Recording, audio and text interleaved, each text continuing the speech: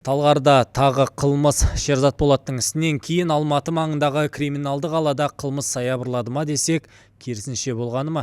20 жастағы жігітті кім өлтірді? Астанаға өзге шенді шекпенділер келетін болса, қала қозғалыссыз тұрып қалады. Осы күндері елордада адам төзгісіз кептеліс салдарынан адамдар жұмыстарына кешігіп, баратын жерлеріне жете алмай жатыр.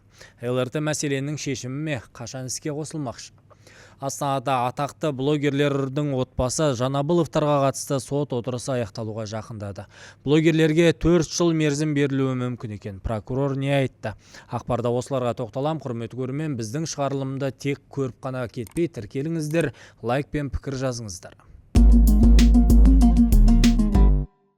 Талғарда тағы қылмыс. Осы күндері Алматы маңындағы қалада 20 жастағы жігіт қарулы топ қолынан қаза тапты.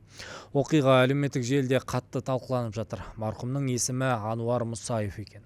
Аталған жайт туралы Ануардың әпкесі Тахмина Османжан қызы әлеуметтік желісінде жазған.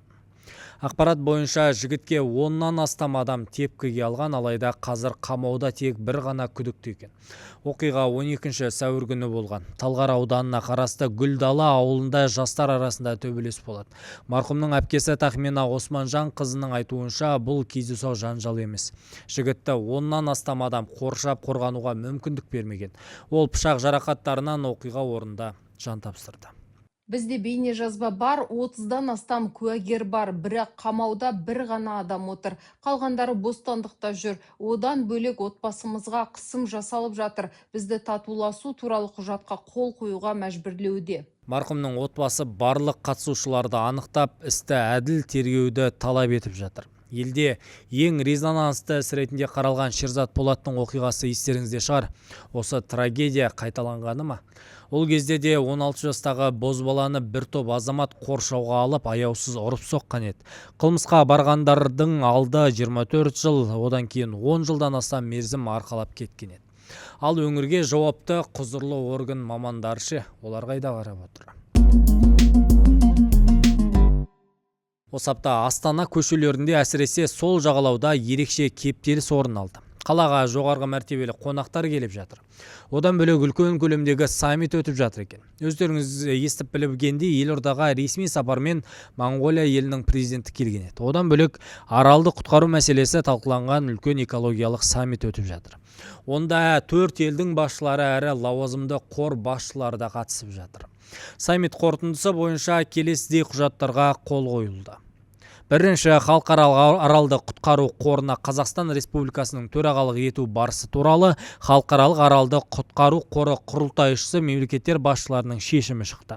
Одан кейін 26 наурызды Арал теңізінің Әмудария мен Сырдария өзендерінің халықаралық күні деп жариялау жөніндегі жарлық шықты. Одан кейін халықаралық аралды құтқару қорының президентінің сайлау туралы халықаралық аралды құтқару қоры құрылтайшысы мемлекеттер басшыларының шешімі шықты.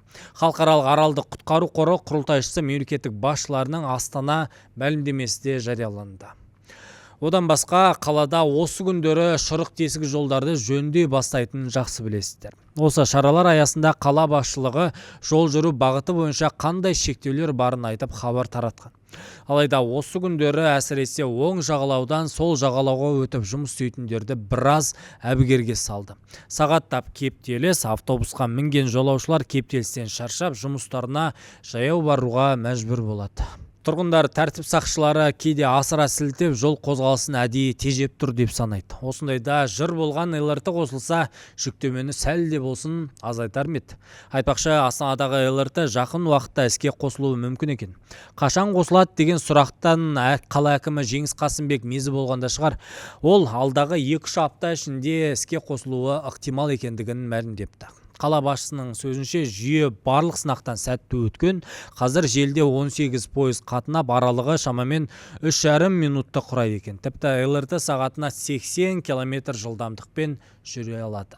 Қазір негізгі назар станциялар маңын ретке келтіруде. Барлық 15 станцияға жаяу жету мүмкіндігі болады. Оның ішінде жаңа аудандар да қамтылады екен.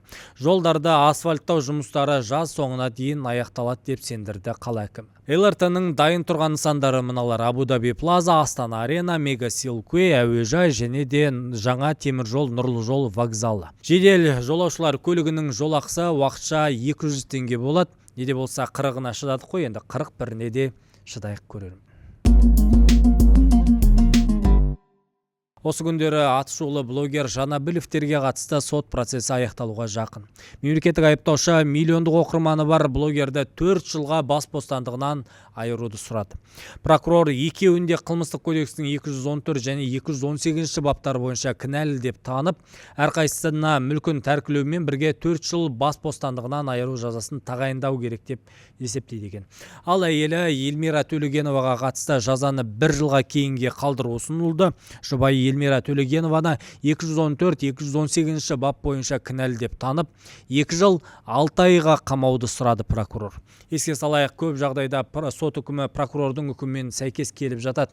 Ал блогерлер отбасы қандай көлемде болсын айыппұл төлеуге дайынбыз, тек бостандықты шектемесе дейді. Ерболат болса өз емес, әйелі үшін қатты уайымдайтынын жеткізіпті. Говорят, что мы не раскаемся.